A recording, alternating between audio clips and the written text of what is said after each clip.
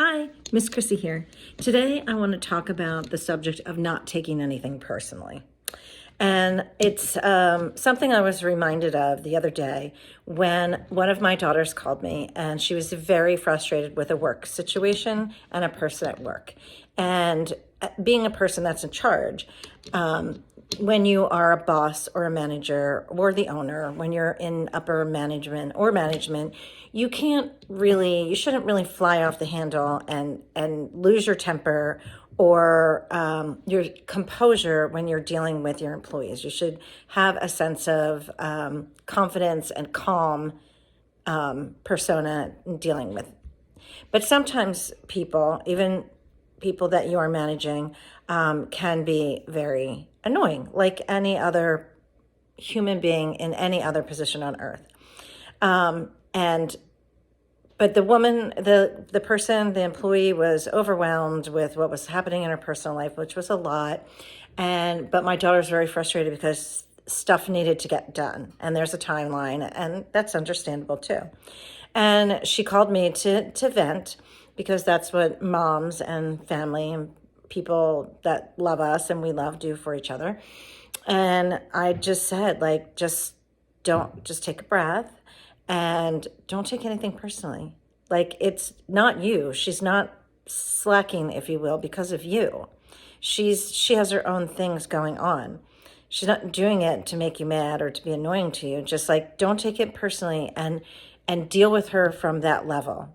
And if you can tone yourself down and calm yourself down in the moment, then you can focus on not taking anything personally and deal with the situation at hand.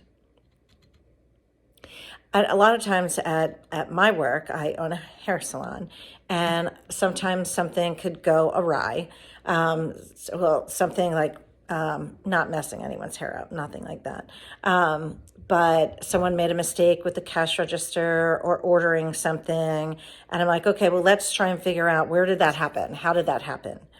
And I think sometimes people get nervous because they think that I'm searching for who, why, where, when something happened because I want to point a finger. But I don't. I want to find out who, where, why, when, so we can correct it and it doesn't happen again. That's all I care about. I want everyone, because things happen. Sometimes someone forgets or misplaces or, whatever the situation is. Like, things happen at work, and you have to be calm and cool and collect when you deal with people. Even if you're not a manager, if you're someone's coworker, you have coworkers. When you are dealing with them, you just stay calm. Don't take anything personally. Because if someone's being mean or abrasive or rude or ignorant, whatever term, then you have to realize that something's happening in their life that's making them behave, act, talk like that. So if you're like, no, sounds like your problem, okay, but let's deal with the situation, you're going to have a much better quality of work time, of home time, of personal, whatever it is, if you learn and master the art of not taking anything personally. Because everyone, often thinks everything's about them. And honestly, it's not always about you.